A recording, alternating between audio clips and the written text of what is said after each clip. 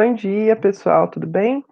Então, hoje, dia 6 de outubro, nós vamos falar sobre o texto dissertativo argumentativo.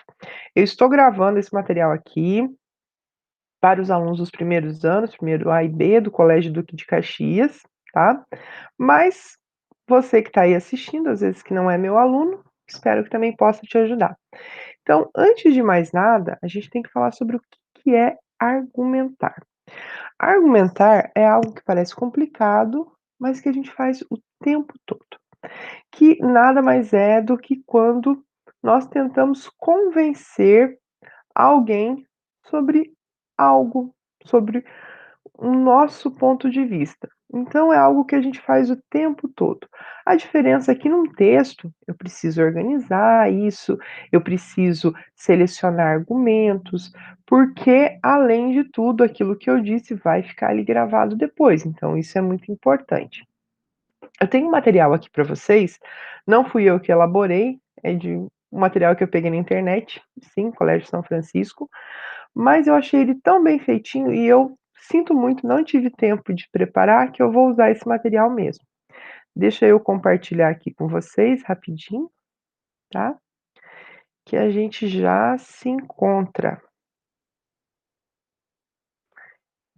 Tá aqui o material. Vamos lá para o começo, tá?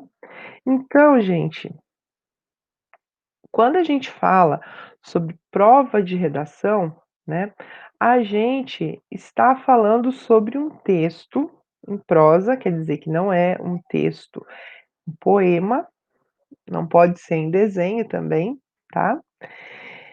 Que tem um tema que vai ser dado, que é um tema polêmico, que pode ter pessoas que têm opiniões contrárias ou a favor, opiniões divergentes, tá?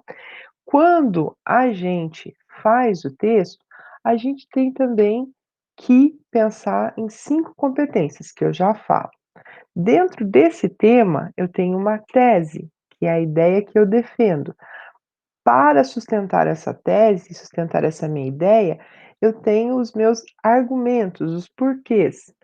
E, no final, eu tenho que apresentar uma proposta de intervenção. Vamos ver o que é isso então, tá?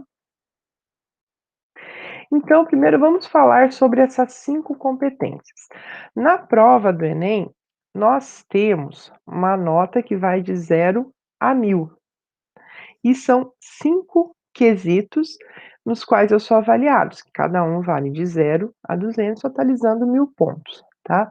Então, na competência 1, é primeiro necessário que o aluno demonstre domínio da norma padrão da língua escrita. Então, a ortografia, a pontuação, a acentuação, a própria questão da letra, né, se ela é legível, se eu respeito os espaços, se eu separo as palavras adequadamente, tudo isso é importante. Na competência 2, eu preciso compreender a proposta de redação e aplicar conceitos, os conhecimentos que eu já tenho, essa bagagem cultural, para desenvolver o tema dentro daquilo que é possível numa redação, né, num texto dissertativo argumentativo de até no máximo 30 linhas. Então eu não posso escrever um livro, um tratado. Eu tenho 30 linhas para fazer isso. Na competência 3, é necessário selecionar, relacionar, organizar e interpretar informações. São informações que eu tenho previamente, algumas eu leio lá nos textos motivadores e eu vou utilizando todo esse meu conhecimento, vendo o que é mais interessante para defender um ponto de vista. Na competência 4, eu preciso demonstrar conhecimento sobre os mecanismos linguísticos necessários para a construção da argumentação. Além da pontuação, além do vocabulário, tem certas maneiras, certas palavras, operadores linguísticos que eu uso para organizar esse meu texto, fazer com que ele tenha coesão e coerência. E A competência 5, eu preciso elaborar uma proposta de intervenção para o problema abordado, respeitando os direitos humanos. Então, essa minha proposta não pode ser nada que vá eh, ferir, que vá contra o respeito e a dignidade das pessoas, tá? A gente já vai ver melhor, porque essa competência 5, no meu ponto de vista, é aquela com a qual os alunos têm mais dificuldade, assim, os alunos que estão no primeiro ano que nunca tiveram que fazer isso, então ela é bem importante, tá? Vamos lá agora. A gente tem dentro dessa modalidade de texto aqui, só centralizar isso aqui, essa tela, opa, para o outro lado, nós temos 3 aspectos que são muito importantes, que é a tese, os argumentos e as estratégias argumentativas. O que que é isso? Quando eu falo em tese, eu estou falando na ideia que você vai defender no seu texto, nada demais. Então, no nosso caso aqui, a produção de texto de vocês, tá, é negação à ciência. Mas é um tema muito amplo, então a gente recorta. Vai falar a respeito do terraplanismo, ou vai falar sobre a pandemia, ou sobre o movimento anti-vacinas? Ó, vejam que tem vários recortes dentro desse tema. E aí você vai selecionar e vai falar sobre ele, vai defender uma ideia em relação a ele. Os argumentos são as justificativas para convencer o leitor e concordar com a tese defendida. Como se eu tivesse uma pergunta e eu respondo. Mas por que que a negação à ciência é ruim? Por causa disso, isso e isso. Esses são os argumentos, tá? E quando a gente fala sobre estratégias argumentativas, estratégias não são o quê, mas são como. Como eu faço para defender esse meu ponto de vista, essa minha tese? Eu posso usar dados, né, pegando números, eu posso pegar relatos históricos, exemplos, eu posso usar voz de autoridade, eu posso usar citação, eu posso usar depoimento, muitas maneiras de eu chegar a convencer alguém enquanto eu escrevo um texto, tá? Vamos continuando aqui. Falando um pouquinho sobre argumentos. Aqui, só para a gente resumir um pouquinho, eu tenho um argumento concreto. O que que é um argumento concreto? São dados, são números, são fatos que não podem ser negados, né? Embora tenha quem tente, mas se a gente fala de ciência, que é o nosso caso aqui, a gente utiliza dados que não deveriam ser negados, pelo menos. O argumento lógico. Quando eu uso a lógica, eu convenço as pessoas usando comparação, causa e efeito, dedução, hipóteses. O argumento autoritário, o argumento de autoridade, né? Eu cito alguém que sabe sobre esse assunto, ou um órgão também, né? Que tem dados, que tem pesquisas que seriam irrefutáveis, tá? Seguindo. Bom, um texto precisa ter, antes de mais nada, começo, meio e fim. Um texto dissertativo argumentativo, ele também precisa ter essas 3 partes, que seriam a introdução, onde eu apresento o tema e eu também apresento a minha tese, o desenvolvimento, onde eu vou argumentar, e a conclusão, onde eu retomo essa minha introdução e apresento a proposta de intervenção, tá? Vamos lá. Tem uma coisa que é bem importante quando a gente fala sobre o texto dissertativo argumentativo, sobre o parágrafo. Parágrafo é uma unidade mínima e ele tem uma estrutura que, para quem está aprendendo a escrever, né, a gente está falando sobre alunos que estão desenvolvendo isso, é importante que a gente tenha uma ideia do que tem que aparecer. Então, o texto, ele deve ter, né, o meu parágrafo, tópico frasal, desenvolvimento e conclusão. Professora, mas não é a redação que tem isso? Sim, a redação toda tem isso, mas o meu tópico também. No comecinho, na primeira frase do meu texto, eu devo mostrar o assunto. O que que eu vou falar nesse meu parágrafo? Aparece lá no comecinho. Então, se eu estou falando sobre negação à ciência, digamos que o meu segundo parágrafo seja sobre a história da revolta da vacina no Brasil. Eu vou falar que é a revolta da vacina, eu vou explicar quando ela aconteceu e, por exemplo, eu uso umas 4 frases para fazer esse meu parágrafo. Então eu vou usar a primeira, apresento o tópico frasal sobre o que que é, depois eu desenvolvo, exemplificando, contando uma história, e quando chega a minha conclusão, eu fecho esse assunto, tá, encerrando esse desenvolvimento e deixando também a possibilidade de continuar na próxima no próximo parágrafo, tá.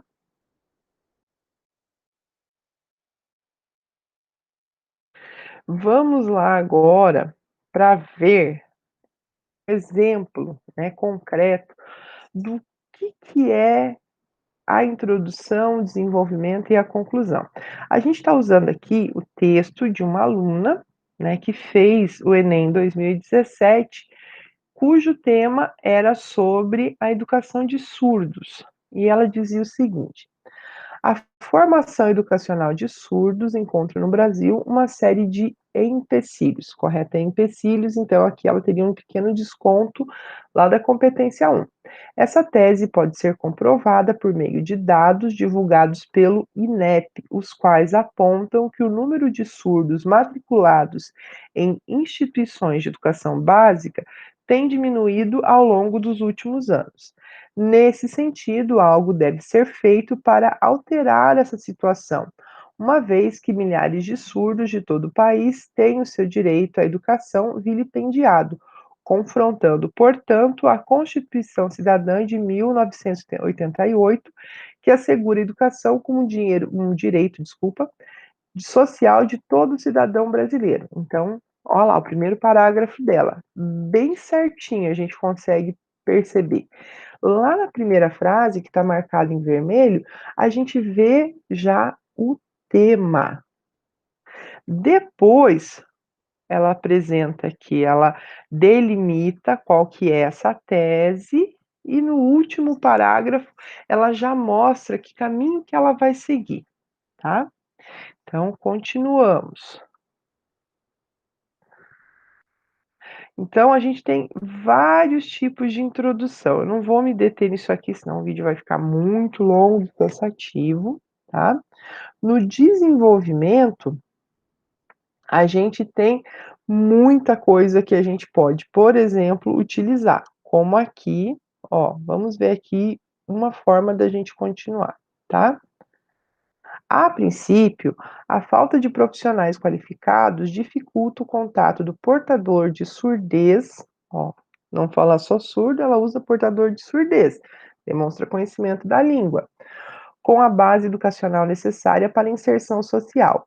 O Estado e a sociedade moderna têm negligenciado os direitos da comunidade surda, pois a falta de intérpretes capacitados para a tradução educativa e a inexistência de vagas em escolas inclusivas perpetuam a disparidade entre surdos e ouvintes, condenando os detentores da surdez aos menores cargos da hierarquia social. Lê-se, pois, é paradoxal que em um Estado democrático ainda haja o ferimento de um direito previsto constitucionalmente, o direito à educação de qualidade, tá?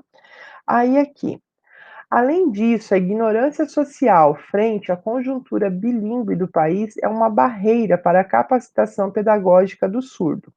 Helen Keller, primeira mulher surdo-cega a se formar e tornar-se escritora, definia a tolerância como o maior presente de uma boa educação. O pensamento de Helen não se tem aplicado à sociedade brasileira, haja vista que não se tem utilizado a educação para que se torne comuns aos cidadãos a proximidade com portadores de deficiência auditiva, como aula de Libras, segunda língua oficial do Brasil. Dessa forma, torna-se evidente o distanciamento causado pela inexperiência dos indivíduos, desculpa, em lidar com a mescla que forma o corpo social a que possuem, tá?